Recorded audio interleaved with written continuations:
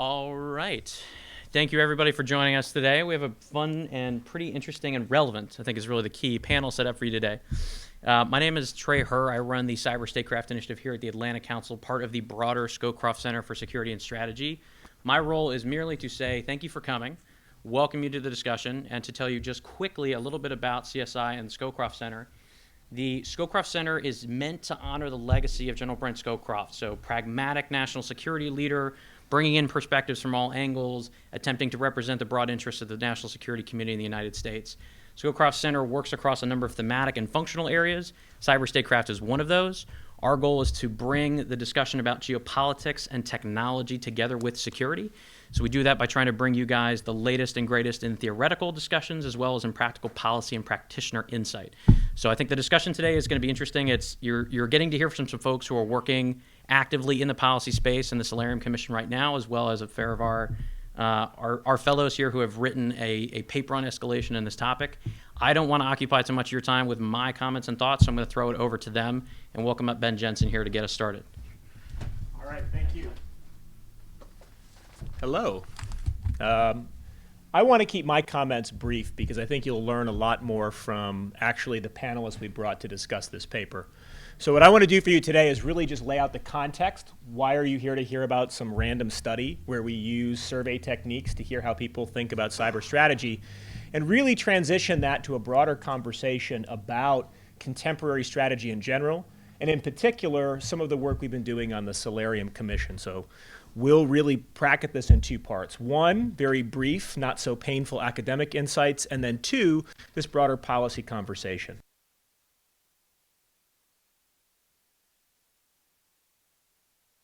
Just give us a second here. I'm going to bring these folks up here, and we'll all turn on our nice little microphones here and sit down. They on. They're on? Okay. They're on? Yep, it Okay. is. Here. Why, thank you. Got that? Seemed a little more natural.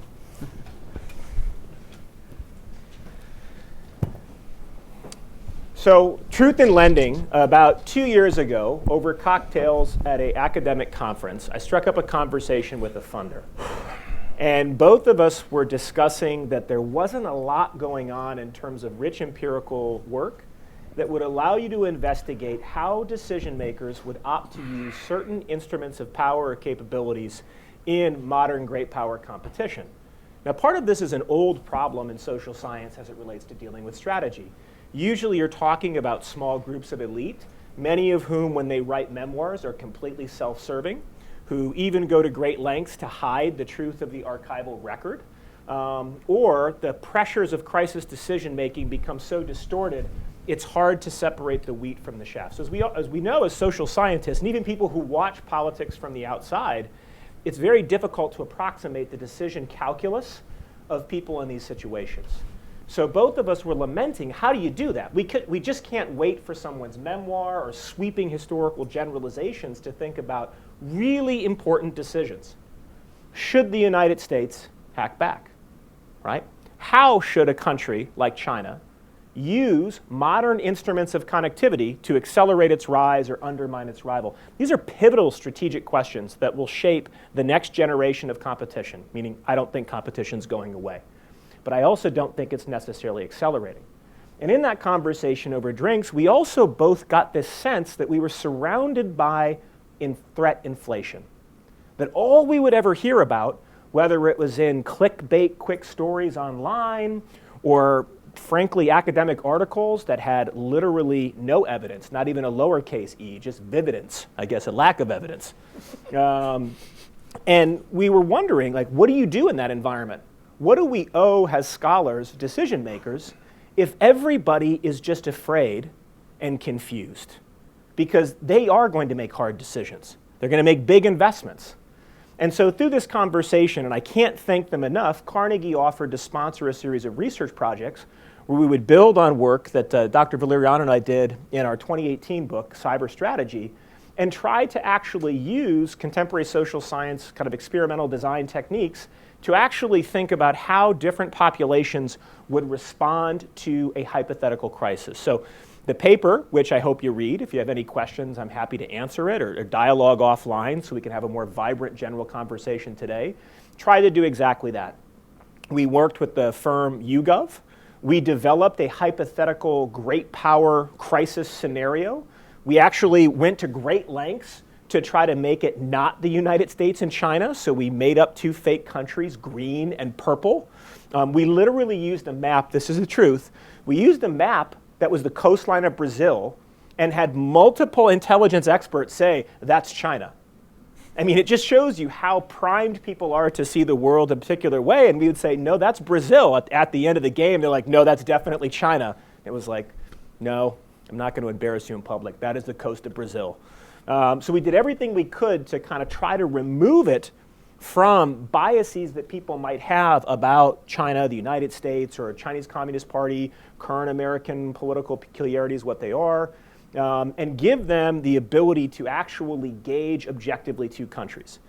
We did a combination of about 350 in-person war games, so we actually went around the world to multiple countries. And then for this report, we used YouGov to do 2,993 surveys in 3 different countries, so Israel, the United States, and Russia. Now, you might be wondering why China is missing. I think you can probably figure that out. Right, so YouGov did approach their office in China and asked them to run the survey. They said no. I tried to cheat and replicate the survey in Mandarin through a graduate assistant on MTurk and run it, and it's the only time I've ever had an MTurk survey never get filled out. So I'm sure that's just completely circumstantial. Regardless, we were able to get about 1,000 responses each from the United States, Israel, and Russia. And the beauty of using a firm like YouGov is you can assure that you have a wide distribution, both in terms of race, gender, age. You can actually box it into certain categories you want. For this one, we opted to have a wider general population perspective than more of a narrow subset that would maybe better factor kind of elite decision making or opinion. That actually comes out of our regular games, focusing on either actual government professionals, business leaders, or folks going to like APSA type programs that are kind of fast track to government. And frankly, the results are quite similar across the two. So doing all of this work, what do we really find? We find that cyber conflict and competition is not what you're seeing in the headlines. Let me say this again. It's not what is being made out to be. The proverbial digital sky is not about to fall on your head, Chicken Little. If anything, cyber operations proved to be a de-escalation mechanism. It was a way that players opted to try to manage complex interactions underneath the threat of escalation. Now, part of that, to be fair, a confounding variable in this might be the fact that we did make both countries nuclear powers, right? But I think that's an important variable to include in studying great power competition. You can't wish away still the nuclear genie. But what ended up happening is there was a degree to which cyber exchanges were a way of kind of signaling, or more ambiguous signals, we call it in our earlier book, ways of trying to kind of feel the other person out and back the crisis down. Those were fairly consistent across the 3 countries. Some other interesting findings that came out is there are distinct national differences across the 3 different groups.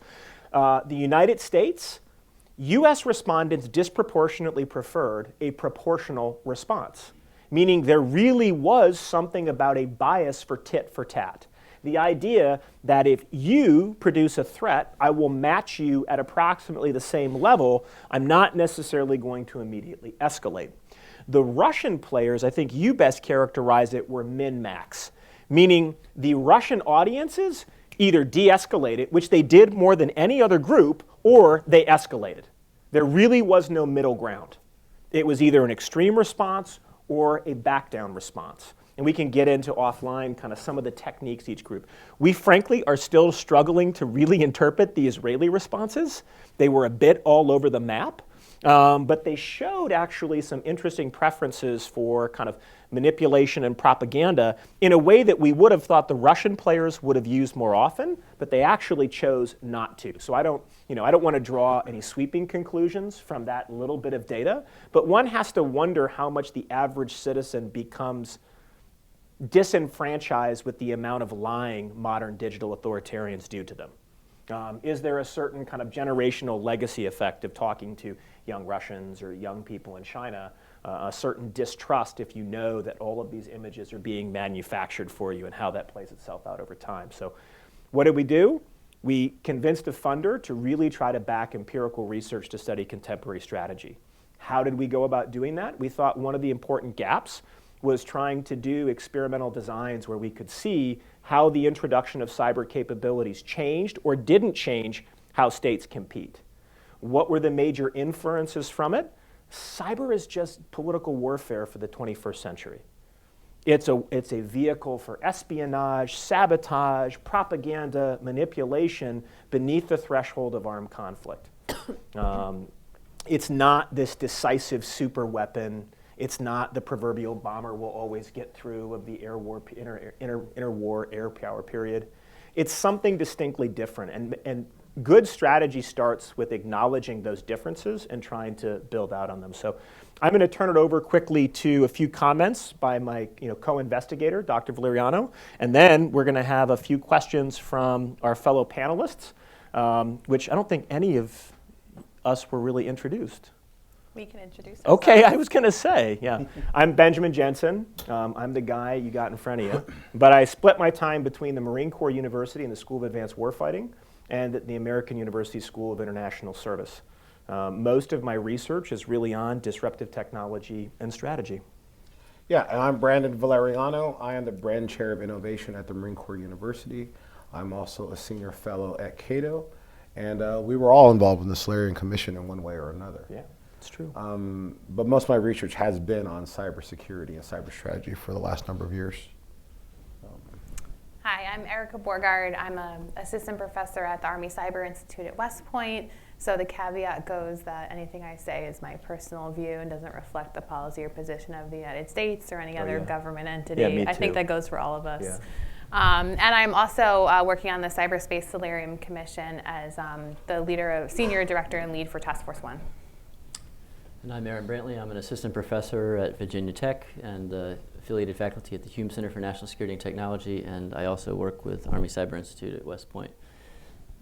There you go. Now you know us. Let's have fun. What else do you want to input? I don't have much to add. You did a great coverage of the project and its genesis. The only thing I would say is that we're trying to build a field in cybersecurity. I don't think we've done that well enough. I don't think we have enough empirical background. A lot of people make too many guesses, too many claims without evidence. There's a lot of I think, I believe. We want to get towards some sort of version of I know, and doing that through empirical truth claims. And a way to do that would be through multi-method research. So in the end, our research will probably come out in a book, and it will have data analysis, it will have our war games, it'll have these surveys, and it'll also have other research like case studies. There's a lot of viable methods to investigate cybersecurity practices. But more often than not, people believe things are happening in this domain or in this field without really knowing. So I think we really need to have a firm baseline of understanding of how cybersecurity operates. I think escalation is one of the most critical aspects because people believe there's common escalation patterns, but no one's really uncovered these patterns. And I think all four of us have been working on escalation for a number of years now, and we'll start to see this become a tipping point in the next number of years. But this is a real critical question because we cannot assume we understand how disruptive technology affects escalatory patterns. Yeah. So we'll turn it over to you, Erica. Thank you, guys. So you've heard a lot about sort of the Solarium Commission or the Cyberspace Solarium Commission, and I want to ask you too about how this research that you're doing on escalation and that's in the paper that we're talking about today informs some of the Commission's work. But just to give you some brief background for those of you who aren't familiar with what the Commission is, the Cyberspace Solarium Commission was established in the 2019 National Defense Authorization Act. So Congress charged the Commission with developing a strategic approach to defend the United States against cyber attacks of significant consequences. There are 14 commissioners, 4 members of Congress, 4 from the executive branch, and 6 civilians from across the private sector and former government leaders. And all of us have been involved in some capacity or another. And I think what's interesting about the Commission is that there are a lot of academics who played a crucial role in conducting sort of rigorous research and contributing that sort of methodological approach that Brandon was talking about to the Commission's work. And so I would be curious to ask you two how you think this work that you're doing on escalation informs some of the work that the Commission is doing, and also what do you think, what's the work that sort of remains to be done? Yeah. Well, quite often people throw around the term risk mitigation in cybersecurity, but I don't think a lot of people know what that means. And for us, in constructing a viable national security strategy for cyberspace, we need to understand the escalation risks. And all this research in the background about escalation processes are really critical to understanding the consequences of action and what may happen when we do go on the offense or we do go and interact at the contact layer. So understanding escalatory patterns and how certain states may react and other states may not is critical to understanding the ends and ways of strategy. Yeah, I mean, to give the context to kind of pull this out, well, we were in the middle of doing these surveys. The Commission kind of ramped up. So it was serendipitous that we had our initial kind of in-person war games we'd run. We were getting back the YouGov data. And about the same time, we found ourselves starting to meet over at 2900 Crystal Drive as part of a larger team to start to like map this out. Just so you can have an idea, so the original Solarium, if you go back, kind of early Cold War strategy based on kind of a competitive approach. President Eisenhower working with his staff, many of whom were handpicked as planners he had personal familiarity with and fought with in World War II, set up 3 different kind of oppositional teams. Each one chartered to look at the particular problem of competition with the Soviets from a slightly different weighted perspective. Not slight, they were pretty extremely different weighted perspectives, at least in 2 cases. The idea was those groups would then come present their information to President Eisenhower, kind of like you would in most deliberate planning processes. This would be kind of like a COA development to COA analysis via a wargaming process. But it was presented to him in a way that he could then make a command decision. He could pick the elements of each strategy he really wanted, sometimes as a misnomer, saying that he only picked one, but if you really go back and look, it's not that simple, which always happens when you do military planning. It's always, you think you're going to have this like pure child, and it always ends up Frankenstein. And he took Frankenstein and really through the early NSC process that was like standing up really in the last few years, began to implement probably the closest thing we've ever had to grand strategy. Right? So the idea of the architects, which really were in the House and the Senate, I mean, this was really led by the House and Senate. This was not led really by the executive. Put this language into the NDAA, which, by the way, is a classic DC trick. If you want government to do something, slap some language in the NDAA, and it will magically do it, even if reluctantly or pretend. But they hijacked the NDAA a little bit to put that language in to kind of get the mechanism in motion. And in place of the 3 teams, Team A, Team B, Team C, the idea emerged actually in the legislation that you would have one team that looked more at kind of a bias towards, I don't want to say offense, but more forward-leaning, disruptive posture in cyberspace that would, in theory, compel and or deter, really coercion broadly defined, US adversaries through cyber capabilities and other instruments of power as well, all within the bounds of international law. I think that's a really important point to hammer. The second group would focus less on that cost imposition aspect and more on denial, meaning they would look at ways to adjust an adversary's expected decision benefits, their expected cost gain, from actually making it harder to attack, right? If you think you're going to have to spend more resources to attack, you're either going to do it less frequently or you're going to have to invest more to even have a significant outcome. The third group took more of an approach of using norms, international engagement, really what Joseph and I would call entanglement, to try to find a way of shaping international behavior to encourage restraint, meaning make it almost a taboo, and or you'll be the black sheep of the international community, and nobody wants to be North Korea, not even really the North Koreans at this point, right? So that was the idea of the 3 task force.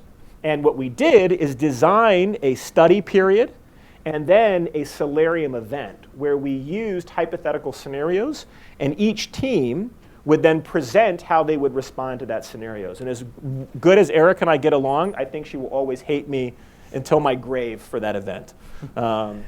Because it was a stressful event. Oh, yes. You have senators, congressmen, the deputy secretary of defense, the director of the FBI surrounding you in a panel, and we were up on a stage like this, so there was no escaping, as you propose how your strategy would respond to this series of very unfortunate events. After that event, we then moved into the phase where we put it all back together as a strategy, and then developed a series of both executive action, legislative action, that will come out in early March as a report formal. So I just lay that out so you can kind of understand why this term Solarium and how it relates. So how did the escalation study become part of that? Well, it was part of that initial background research phase. I think especially important for Task Force 1, who was really concerned with, if I do take a more offensive posture in this domain, what does it do? And that's a critical question, because you have some scholars who are producing a lot of blogs about something called persistent engagement, about this idea of actively going on to gray and red networks, if not even partner networks at times, in order to actually try to disrupt and or preempt events before they happen. So there's a really important questions to ask about escalation, because in theory, that could create certain escalation pathways. And we're struggling as an academic community, and frankly as a practitioner community, because most of our language for describing this is completely locked within a series of nuclear metaphors. We still use terms like fire breaks.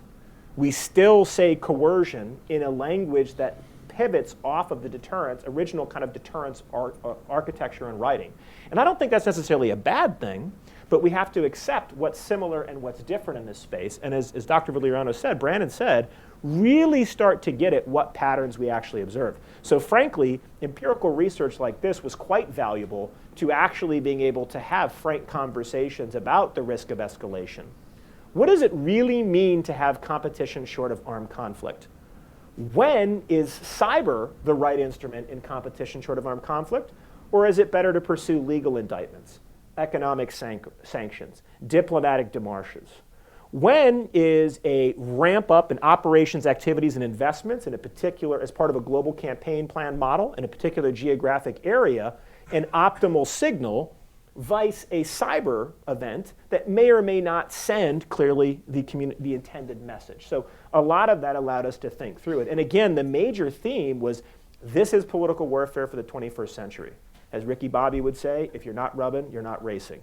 So you had to have a way of actually understanding how states compete. You had to have a way of understanding that it wasn't necessarily going to escalate, but then be able to identify those points where it could escalate, and frankly, shift some of the nuclear metaphors to not be a 1 or a 0, attack or not attack, but talk about decreasing the probability and frequency of attacks, to really start to look at shaping decision making versus just making it in terms of absolute. So I'd say that's kind of laying out that research process and where some of this work came in.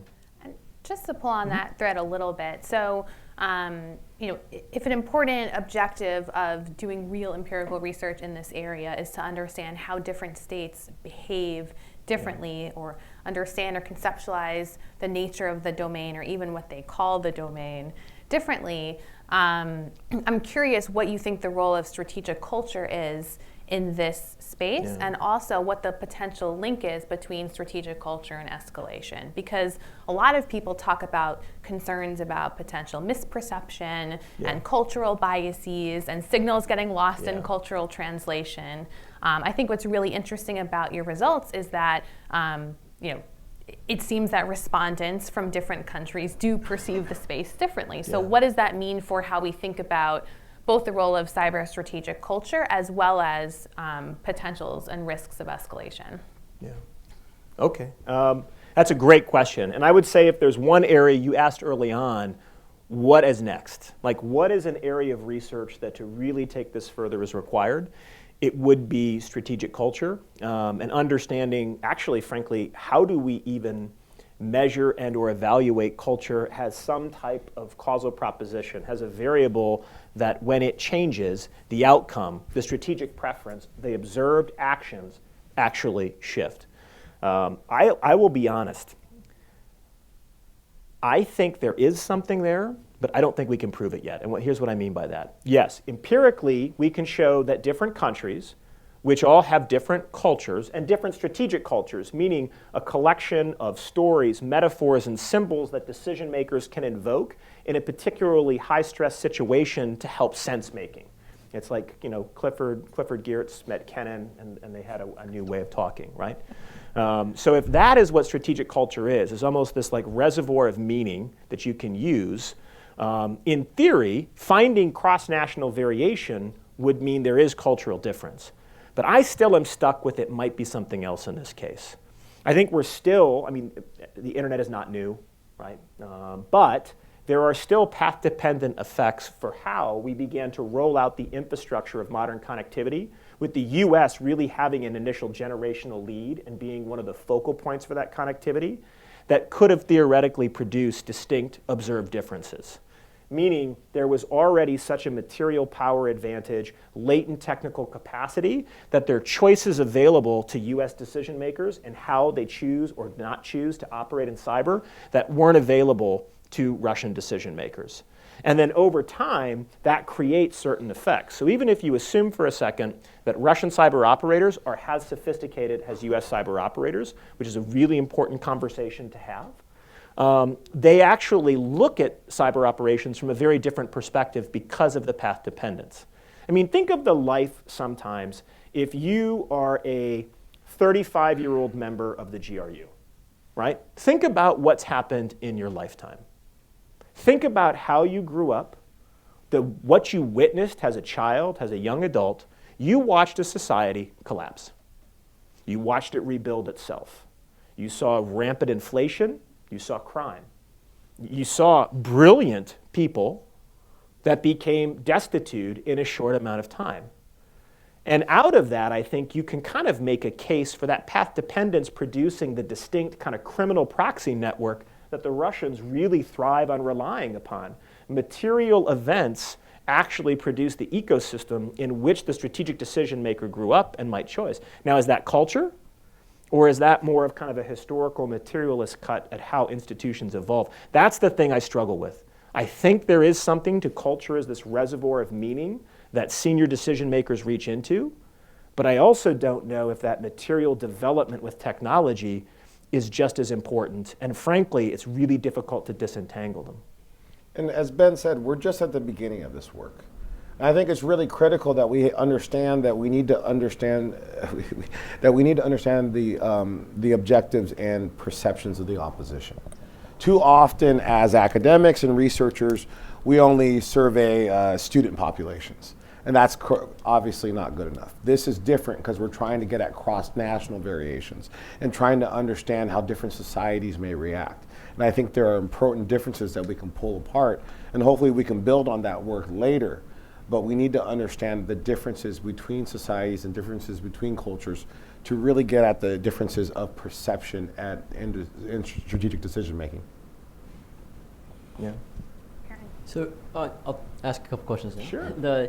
So understanding that there's this fundamentally misunderstood dynamic of escalation, what does that mean for moving forward and how we interact in cyberspace with other states? What should we be doing? How should we be doing it? And can we do more or less based on the fact that escalation dynamics are not necessarily as bad as we perhaps thought they were? It's a great question. So you're right. We find that there isn't as much escalation as we would anticipate. And when I say that, I want to make an important research design clarification. When we ran these experiments, there's really 4 versions of the same scenario where this green and purple state are competing. In the first scenario, you have access to cyber capabilities when you're deciding how to respond. And there's also been a cyber trigger to the crisis you find yourself in. In the fourth scenario, you have no cyber options and there's no cyber trigger. It's just a traditional militarized interstate dispute, right? So part of the reason for making 4 variations is then you could kind of control for whether or not having cyber capabilities made you more or less likely to escalate? Did the fact that there was or was not a cyber trigger to the event actually cause you to escalate? And then the others. So I say that because in theory, if cyber is this super weapon, you would expect scenarios that you have cyber options and there was a cyber trigger to be the most escalatory.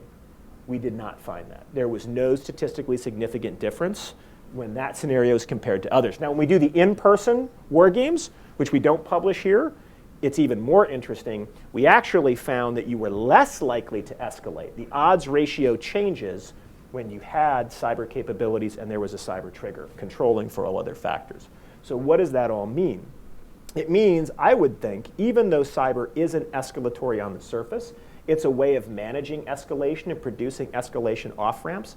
There's a certain policy tipping point I worry about. At some point, when does that logic break down? Because strategic interactions produce a degree of learning that alters the system in which they compete. So at what point does it become that I think I can just keep using cyber to signal you without you ever responding with escalation?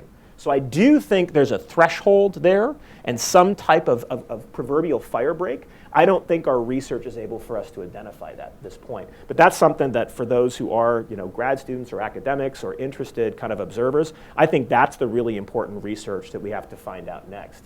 Is, okay, so it's political warfare, but when, either through historical cases, did kind of like sub-crisis maneuvering lead to escalation during the Cold War?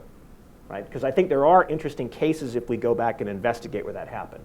Is this really all just the stability-instability paradox, or is there a point when the instability of all of this cyber confrontation could tip over? And I don't think we're able to say that quite yet. Yeah, that's a real key thread to pull on, is that we weren't able to do iterative strategic interactions just yet, but that would be the next stage of research. And I think a key thing that we need to really understand is signaling is a critical part of this. Yeah. That there needs to be a behavioral learning process and there needs to be a communication process. And I think we forget that in cybersecurity analysis, that's probably one of the most important things. And that's kind of the future cutting edge for research, is where is signaling, where is that important, and how do we signal to maintain a kind of a peaceful balance between states. There's a lot of new research on, say, cyber peace. But no one's really coming up with these mechanisms where cyber can be a peaceful form of interaction. I think this off-ramp ideal has a lot of purchase there. Yeah, one caveat to that before we go forward. When we say signaling, I just want to make sure we clarify everybody what we mean. In the traditional coercion literature, two states don't want to go to war, right? Back to the old Bernard Brody, even before then, actually maybe the nature of war fundamentally changed because the objective is no longer total victory, it's to avoid war in the first place. I forget the exact way the quote works. Well, when you're in that world, you still want to achieve a position of advantage. So you want to be able to signal capability, I have something that could hurt you, or resolve. I am willing to use this to hurt you. To get the other side to back down without incurring unnecessary risk or unnecessary costs, right? You don't want to deploy 10 operational aircraft carriers to stop one vessel from illegally fishing, right? That's just absolutely ridiculous, right? So there's a certain cost calculation that goes into it. So how much signal could you produce to cause a change in behavior? Why this is really tricky in cyber is, think about it. If they know that you're in their network, it changes the dynamic. So you initially have some type of covert action that allows you to put some payload onto a network. So how are you signaling to maintain access, or are you willing to burn your access in order to signal? So I think it's really important to do iterated games. Iterated games meaning you don't imagine just one interaction, you let participants keep going over time, and then you start to control for some of those factors. You let them feel that trade-off of, I'm going to sacrifice access to your network to send an indefinite signal. Or, boy, I'd rather keep watching you or subtly manipulate the information on your network and find some other way to signal you. Right? I think there's some real dynamics we have to pull on there still. Let me pull this down another notch. So the study that you all released is primarily focused on dyadic interactions between two great powers. And the DoD strategy for persistent engagement defend forward is also largely predicated on discrete dyadic interactions. Yet in cyberspace, engaging states in dyadic functions is not oftentimes a reality. You might enter into gray space or red space, and you might have multiple actors all trying to engage in friction activities at the same time. So if escalation in a dyadic sense is relatively controllable, what happens when we start adding in other actors and we start moving out of dyadic relationships into multi-state interactions in a what we thought was a non-escalatory environment? Does it increase the chances of escalation? How do we even collect data on this type of thing? So we would love to, if any funders are out there, do a follow-on round of games to do these multi-party dynamics. With the initial funds, that would have been very difficult with the YouGov design and iteration. But you're absolutely right. Most game theory shows that the more participants you add, the harder it is to find a mutually beneficial outcome to most parties. So usually, at least from a game theory perspective, more parties, harder to find the best possible payoff for each actor. They're inherent coordination dilemmas. If you add players, you add complexity. If you add complexity, you add the probability that any one player will inadvertently escalate or miscalculate. So I think from just a logical sense, you are absolutely right. What I worry more about, though, than multi-party escalation risks is almost like a cyber chaos future, where the multi-party interactions mean that as you and I are having this weird rival game and exchanging rival cyber offensive actions, it creates a spillover that other actors that were less sophisticated or criminal actors can now use. And I think that's another area to really explore, is this spillover dynamic. So it's not necessarily dyadic escalation, but I've just lowered the cost to launch future attacks for multi-parties out there, even if I'm not going through someone else's network. And you're seeing this increasingly, right? A lot of toolkits spill out into the wild, and it gives criminals, less sophisticated states, the ability for open season. Even more interesting, it also gives powerful states the ability to try to further mask their actions, because now things are spilled out in the open. Oh, that was your toolkits out in the open, that wasn't me. So I think there's some interesting things, not just to look at multi-party escalation risks, but how this spillover dynamic kind of can create just proliferating chaos. The other interesting thing, too, is in the simulations in war games. We had a finding where states that were unequal, that didn't have advanced technology, were more likely to escalate when attacked with a state, when a state with technology attacks them. So that's an interesting caveat to add in there, because there's something about inequality, and there's something about adding in states that may not have the capabilities of other advanced great powers that might actually lead to escalation risks. And that would be a thread to really want to pull on in the future. Let me add one final question into this mix, because the DOJ just set out indictments against the Equifax hackers. And so in those particular things, and talking about escalation, according to the indictment, the Chinese went through well over a dozen servers. So in temporal terms, we could have escalated quickly and responded and gone in persistent engagement and defend forward and things like that, but we didn't. We took a long time, and in so doing, we were able to unravel the attribution web and essentially hop through dozens of false flag points of origin.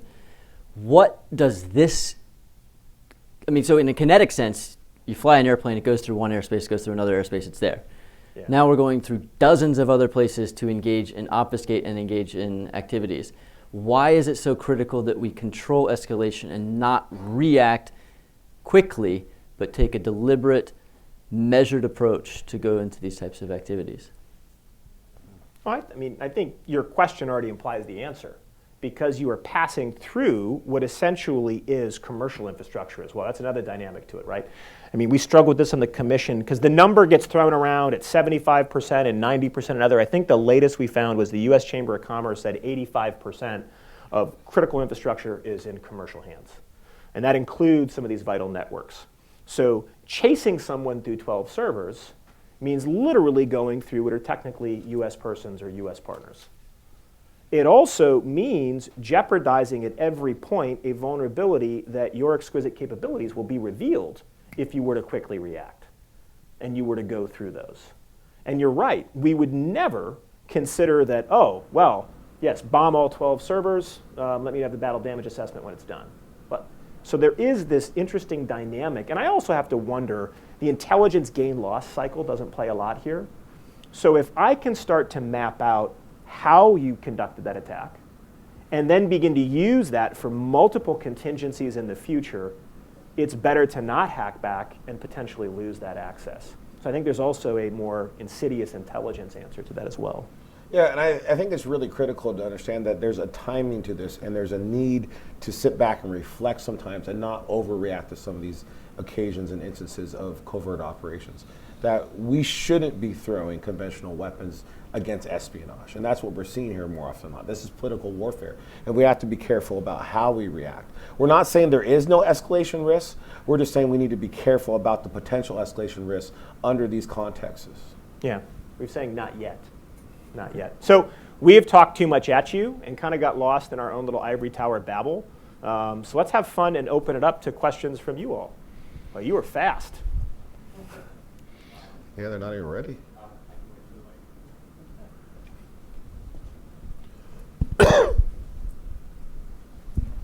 So I'm really glad that Dr. Brantley made a point that I wanted to ask, that your study was very much confined to dyadic great power relationships, which I think is not really representative of the way that cyber conflict plays out very commonly. I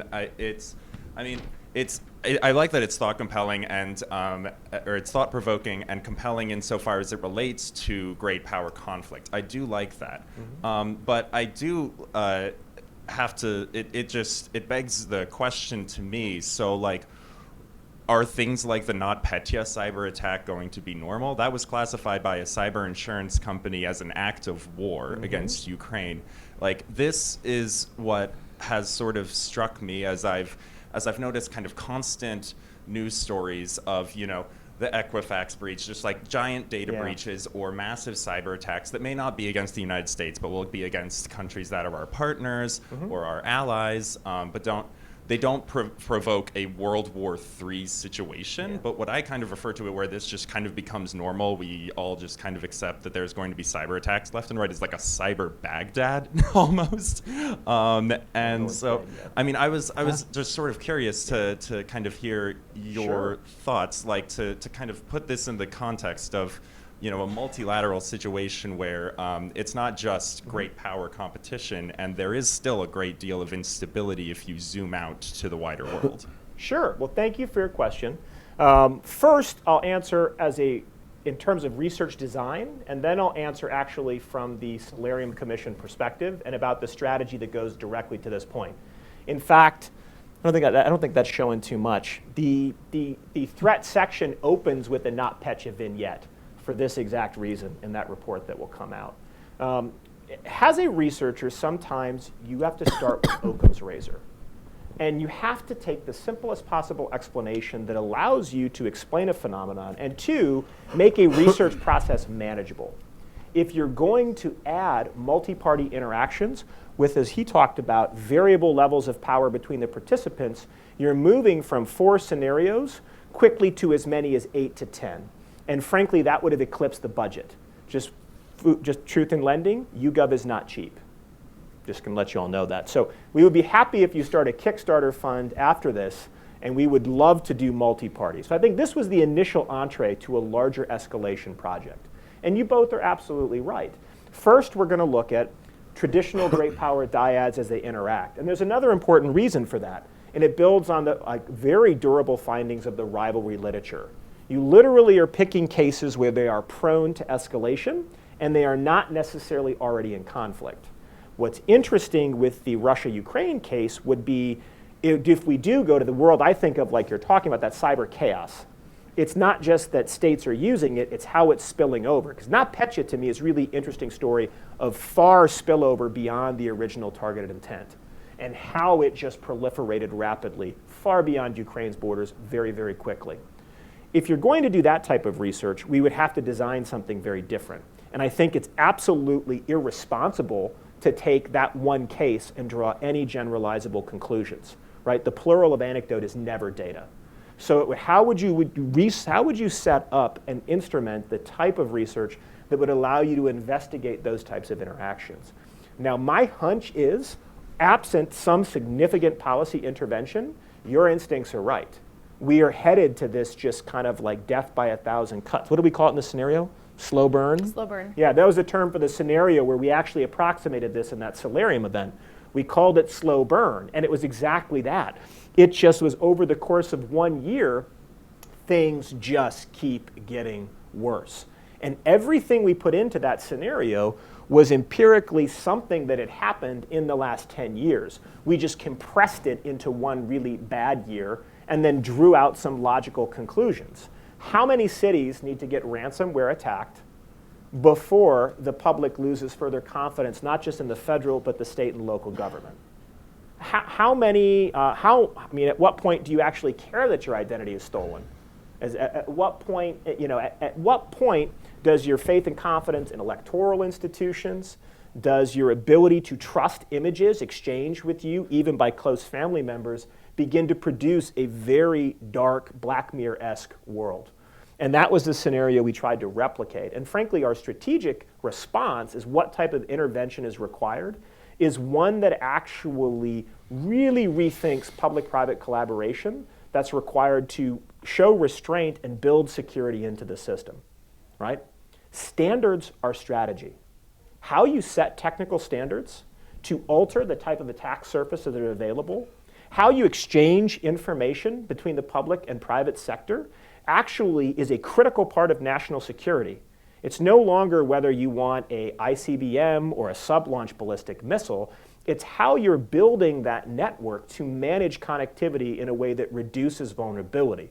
The bad news, though, is the degree to which we're connected means we are always going to be mutually at risk, and it never goes to zero. So that's where some of the shaping behavior, norms, and partnership become important. I think a big theme for me as an academic as I went through this is I kind of went in probably like, we'll call it like baby hawk. Not a big hawk, a baby hawk, and have come out much more of a dove. And how much a little restraint could go a long way. Doesn't mean we sacrifice our capabilities and capacity to signal our ability to actually impose costs, but it means really deliberately thinking about denial and public-private partnerships and making it difficult to compromise those systems and produce that type of slow burn scenario. And I think we do have to be careful about extrapolating too much from war situations. The NotPetya situation was classified as an act of war because it occurred during a war. So war is generally a rare outcome. And we're trying to investigate processes that happen before conflict, before war. And that's our starting point. We need to start somewhere, and we need to get to a certain point. And hopefully we can get towards a better point. But like we were saying before, we don't have much of a baseline.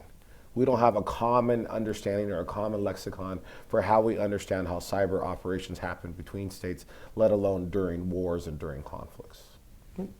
Either of you want to weigh in? I mean, my 2 cents on the question is that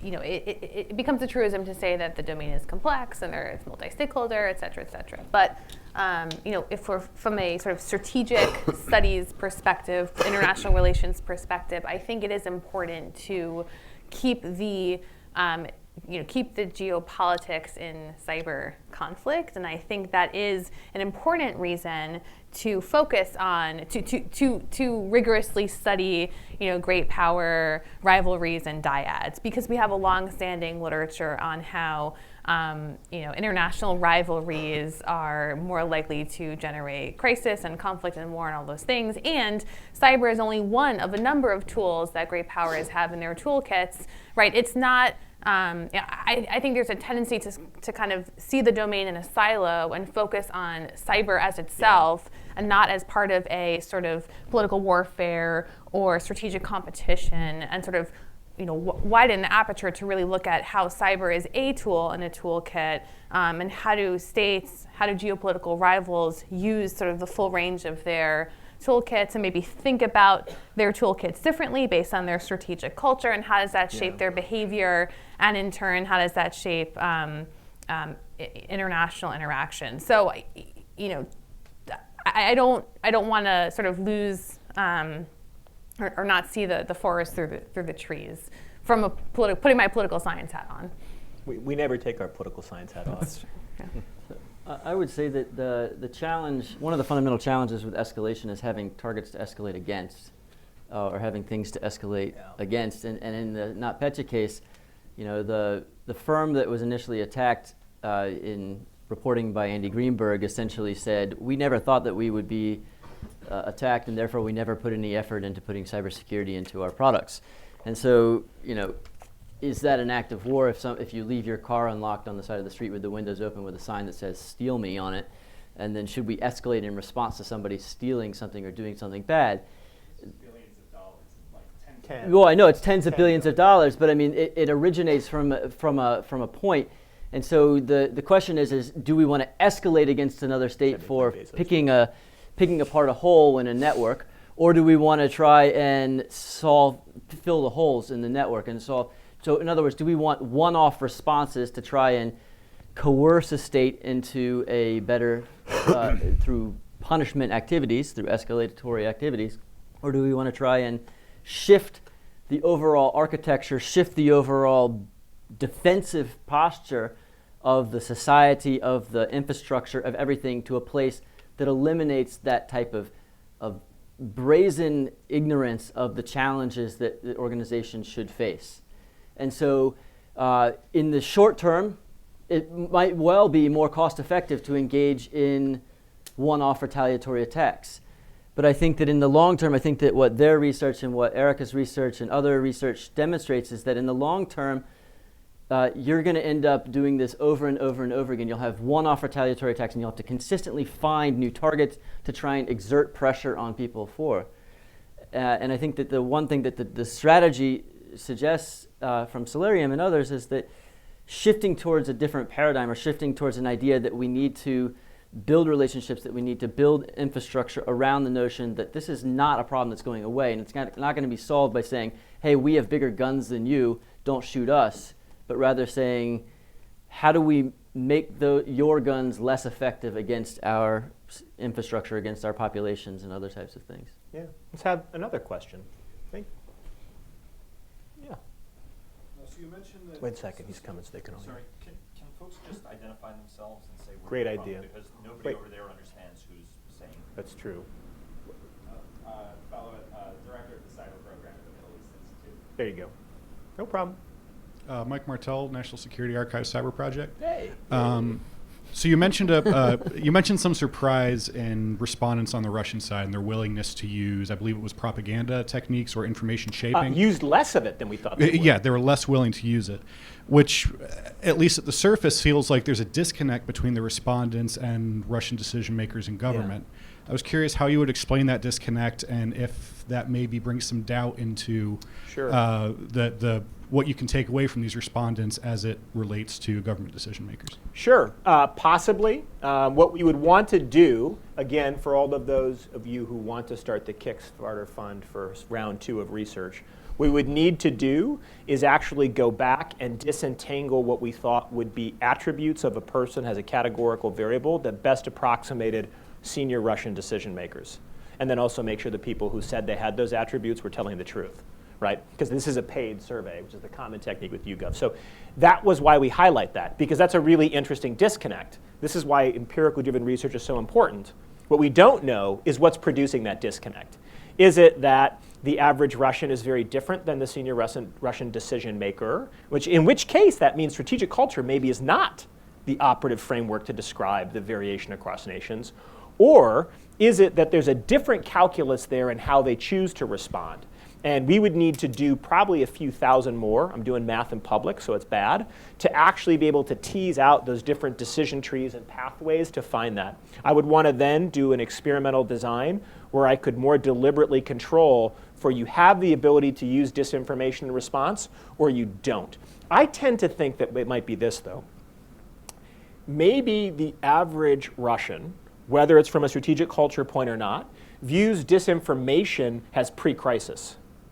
It's something you're continually doing even before you decide whether or not to escalate, consistent with a lot of their kind of concepts of, I'm blanking on it now, but multiple different reflexive control, active measures. I mean, there is a long, deep kind of Soviet, in particular, emphasis upon how both in a good way, propaganda to mobilize people, but also in a more nefarious way to undermine adversaries, to create and sow discord. I mean, come on, how many times do we have to hear the CIA invented HIV or crack or all of these like documented KGB disinformation efforts, right?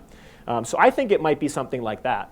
That maybe that's just a constant and pre-crisis, and they were more deliberately looking at in crisis. For all we know, they might have assumed, well, of course, we're already doing this. Why would I choose that? That's already happening. But frankly, the design of the experiment doesn't let you parse to that level of detail. We'd have to do more. That's a great question. And we have to be careful about assuming too much about outcomes. That it might be possibly that Russia, and it probably is likely that Russia has very limited outcomes, options. Yeah. And that IO is the main option, and that's all they really have, and it's a tool of the weak. And that given a plethora of all other options, which is what the scenario we have here is, suggests that they would probably prefer other things to do. So that's a key thing to really think about, is that this is a scenario where you have everything on the table. But in the real world, you don't have everything on the table, and that changes. But we want to get at baselines and understand common patterns here. And that's why we did these large end surveys. I think the war games we were doing, that's a bit more interesting for your question at elite decision making. Yeah, and even in those, to do that, you'd have to find a very structured way of documenting the talk about what they're doing with the move. And you can start to untangle that. Another question. Thank you.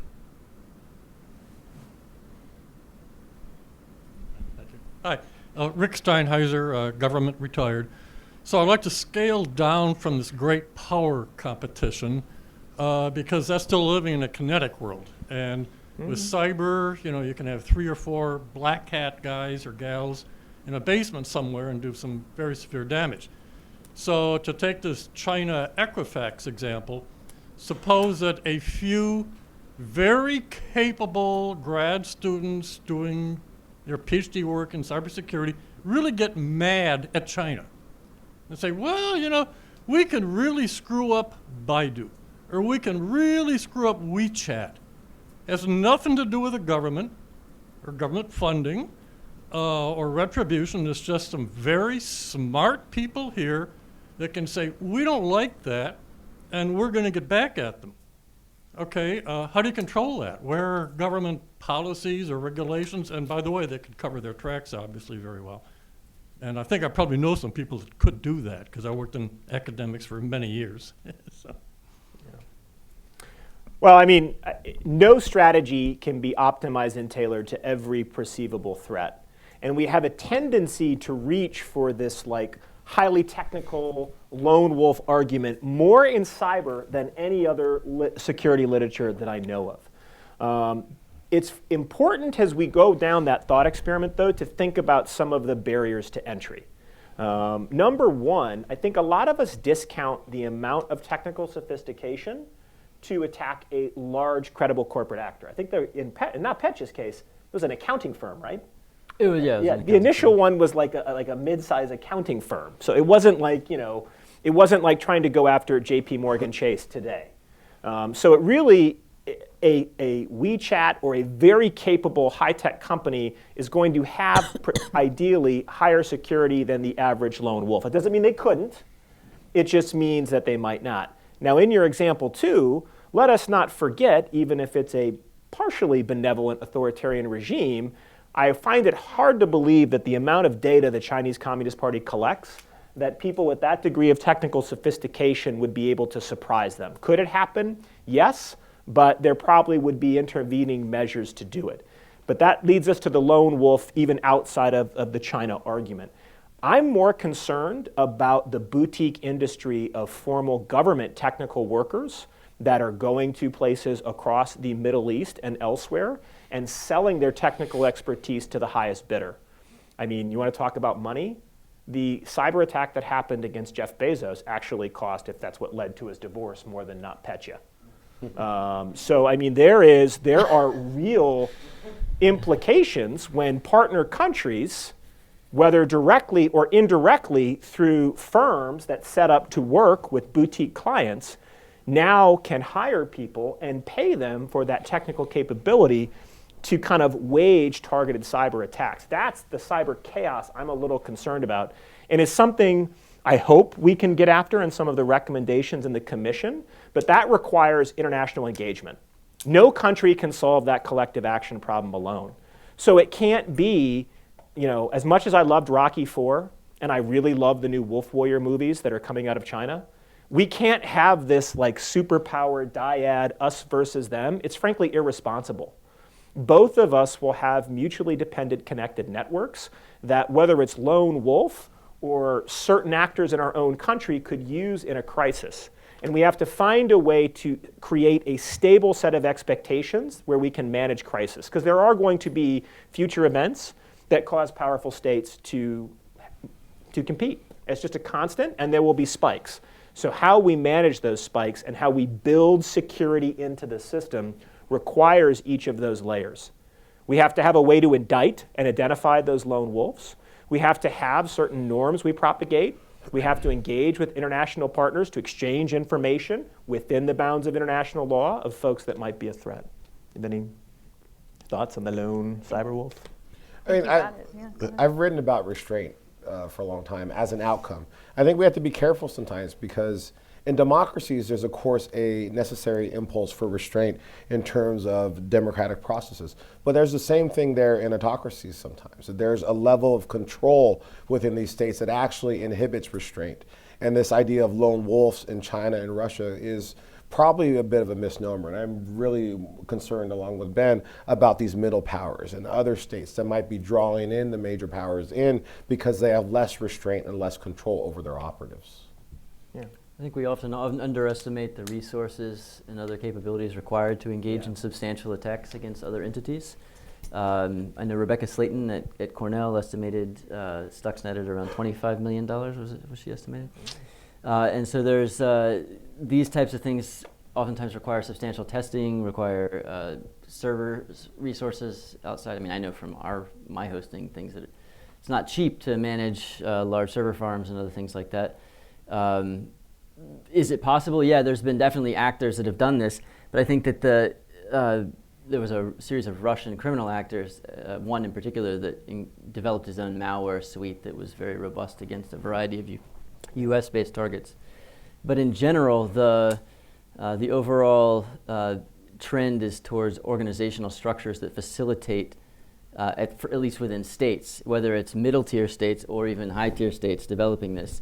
And it's simply because the complexity of managing both getting in, accessing, manipulating, and then getting out is time consuming and costs money and resources. So grad students could do it, but they would probably not graduate, and so because they would be spending all their time doing something else. So unless they're making money off of it, in which case or they'd say, boy, I should go work for Dark Energy in UAE and make a lot more money. Yeah. I would also add, I mean, just adding to what Aaron just said, it's the complexity, the organizational requirements to support a complex cyber operation are significant. And then when we think about developing, planning, and executing campaigns where you want to sustain effects over time and potentially ratchet up effects over time. Like when we think about escalation, that's what we think about. And granted, we don't want to pull all of our analogies from the nuclear world, but when if escalation is a series of back and forth dynamics where effects increase over time, how you sustain that using cyber capabilities alone, that requires an enormous level of not just resources and skilled individuals, but organizational maturity. And that's something that is available typically to states, maybe sophisticated criminal organizations. But right. I think one other big thing that we don't necessarily talk about much is that when you engage in escalatory behaviors, you want to know that you have at some point a measure of escalation dominance, because otherwise you're escalating to what point? Yeah. Because if you don't know where the escalation ends, then why start escalating in the first place if you don't know if 5 rungs down the road, well, we did tit for tat back and forth and now we've gotten to this point, then it might just be might as well just take that off ramp, right? Because if there's nowhere to go, then why keep going down it? I want to pull on something Erica said too. cyber attributes of a campaign with uncertain how far will I escalate, think about the cost for that for a second. It's not like there is this like finite knowable number of vulnerabilities just sitting out there. Every day, through bug bounties, through just patching networks, through various means, they are coming and going, right? So how do you build arsenal depth against an uncertain outcome? You can call up and order a fixed number of cruise missiles with a certain degree of confidence that they would reach their target next year. You cannot do that when you call firms or internally tool cyber toolkits because its shifting is such a target, which means also, too, we don't talk about this because all of that information is highly restricted. One has to wonder what it would really cost to build that degree of magazine depth and how willing are you to use it, because you're not going to know how rapidly you can replenish it. Or it atrophies over time, too. And it atrophies very quickly, Yeah. and particularly as devices and things become updated. And so certain sectors atrophy more quickly than others, which is why you see underbelly sectors like accounting and other things become soft belly targets. The targets that really are good to escalate against typically are changed very quickly, or have hardened denial And structures. we didn't factor that in, but that creates a really interesting strategic quandary in a crisis, because I'm going to have to rapidly tool and retool if I don't know how far this will go. So that's just a different technical way of approaching this. We probably have time for one. I am told you can stay here as long as you want. There's no free food or booze, so I'm letting you down. Really? But let's. Brandon actually said he'd buy everybody around at the old Washington Post. Sure. No, let's go for another question. Yeah, sir. Ben Hunter with Naval Facilities Engineering Command. Have you guys seen a reluctance to shift from the tit for tat on the cyber side into a kinetic response? Is that kind of something that's being explored, is saying, hey, we think this mid-tier adversary has gone so far, they can't escalate to a kinetic level. We can take out their cyber capabilities with a strategic strike. Is there a reluctance on that to shift? I'd have to pull up the data.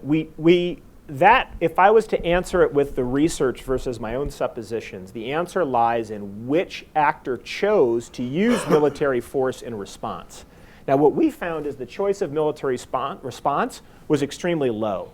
Now, there's a huge confounding variable effect here of the fact that we're dealing with nuclear power. We don't alter nuclear, non-nuclear across the cases. And that could be accounting for that not wanting to use military force. I think you've seen actually, though, recent cases, which are illustrative, not conclusive, show you the opposite. Look at how Russia responds when Turkey shoots down one of their aircraft, right? Everybody has a pucker moment, like, oh boy. I mean, Russia's now going to take some proportional military response against a NATO ally. We don't know where this is going to go. Well, no. There's a series of diplomatic threats, economic coercion, and cyber attacks against a number of Turkish entities. It was a way of doing something without doing that much and actually off-ramping it. So we've actually seen in recent cases the inverse, which actually kind of leads to the political warfare. What would be interesting to look at, back to that threshold conversation, is where is that tipping point? What does some actor have to do in cyberspace that is so severe that the plurality of people in the war game scenario or respondents opt for military force via some other options? Is that like, and I know Jackie Schneider's done work on this too, and really struggles to find where that fire break lies. I would add two other illustrative examples, which again are illustrative and not, we can't, turn them into generalizable claims, but are Israel's kinetic strike against Hamas cyber operatives, as well as counter-ISIL. As part of the counter-ISIL fight, what the United States has done with some of the ISIS social media operatives. But again, like those, what's interesting about those cases are they're almost, the exceptions that prove the rule, right? Because we see the use of kinetic capabilities against, cyber operatives, but these were kind of sort of distinct cases because there were ongoing hostilities and it didn't lead to any kind of major escalation or ratcheting up of the crisis or conflict. But I would just throw those out there as two other kind of illustrative cases where we see the nexus of conventional and cyber responses. And we have to factor power in there too. Oh, sure. Yeah, the power imbalance. Is that like a cyber Both million cases dialogue? are, Yeah. states and states versus non-state Yeah. actors. So there's a radical power disparity. Yeah. One more. There we go.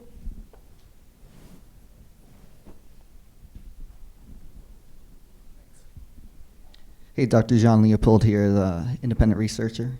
As cyber becomes more and more culturally understood and the public becomes at least somewhat more informed of the actual BDA that some of these attacks can realize, do you see cyber transitioning from so much of a political tool to more of a traditional warfare tool? Do you feel like the lack of visibility in cyber attacks lends itself to being naturally non-escalatory due to the public disinterest? And how, to use an example there, you're not going to imagine flower children being spawned from even large-scale cyber attacks unless it's shutting down life support systems or something egregious of that nature. I mean, I would kick this to Erica. Her research with Sean Longren's been pretty influential in terms of dictating a logic for escalation and coercion in this space. No? Sure. I mean, can you just repeat the question? Sorry, You lost me at flower child. I harped on the flower child, and I just my. I think you were going for a great metaphor, Yeah. but it so pulled us one direction. If you could just succinctly re-ask the question. So simply, how much do you believe the cultural disinterest in cyber attacks, regardless of the level, like NotPetya or Stuxnet, how much do you see their disinterest in the capability that it can leverage influencing strategic decision makers? Yeah. I think a lot of that might vary based on regime type, right? Where you have, if there's a lot of, in democracies where leaders are accountable ostensibly to their publics, then the dynamics might be quite different than in non-democratic states where autocrats are accountable to selectorates, but not to the public at large, unless you reach that tipping point where you're in sort of mass mobilization and revolution. And there I am with the flower child metaphor in my mind again. But I'm not sure that people are sort of not conscious of this challenge and of this threat. And maybe we're all in our kind of DC bubble where we all are sort of intuitively aware of it, but I think it's part of the national conversation. And I don't think that the challenge is that people aren't sufficiently aware, and when they become conscious of it, then somehow that will change the dynamics. But that said, I do think a lot of that will vary. The role of publics in general will vary based on regime type. It is a fun hypothetical to ask, what would it take to unleash some type of like primordial mob in terms of some cyber exchange that changed the public discourse, right? So less flower child, but if you think about the Clausewitz's trinity of primordial violence, the rational, and then the play of chance, what would it take for that degree of public passion to utterly distort decision-making as it is now? That's something I'd love to think about, but I'm probably not going to answer in the next 2 minutes. But there is something to how public discourse, not just in terms of contributing to strategic culture, but also in terms of public opinion, can either restrain or enable certain decision-making. And usually in the political science literature, we talk about this in terms of kind of audience costs. And really how it works more is the type of commitment a leader makes to an audience. Factoring audience costs with something that's primarily done in the shadows, though, really alters our ability to factor some of those traditional audience costs in the way that literature would play out. And I think the developing history of decision making and the use of cyber as a military tool continues to find that leaders are disappointed in the options that cyber gives them on the battlefield. And that there's a lot of hope there, but there's not a lot of logic there. And I think the logic for using cyber as a tool of political warfare or as a tool akin to sanctions is probably a lot more beneficial than a kind of equivalent to a kinetic strike tool. I think there's also a problem that people are generally overwhelmed by the amount of things that are happening in cyberspace as a whole. I mean, in any given year, you have thousands of, well, in the United States in the last 20 years, there's been 2,500 reported cyber attacks against hospital systems alone. So that's an enormous amount of that's an enormous number of cases. So getting people to frame escalation, well, there's one kinetic attack, one bombing, one something like that, and those are very visceral, discrete attacks, and so framing around things, escalatory behaviors around things that are hard to frame around makes it very difficult to move that line. So let's call it a day, and I want to say one final word. Why did we invite you here on kind of a cold, although pretty nice by standards in the Mid-Atlantic day, to talk about escalation? What did we find about escalation? There's not that much to see there yet, and it's actually a good news story. But it's also a dangerous story because it shows how modern great powers use connectivity to engage in this broader political warfare competition to achieve a position of advantage.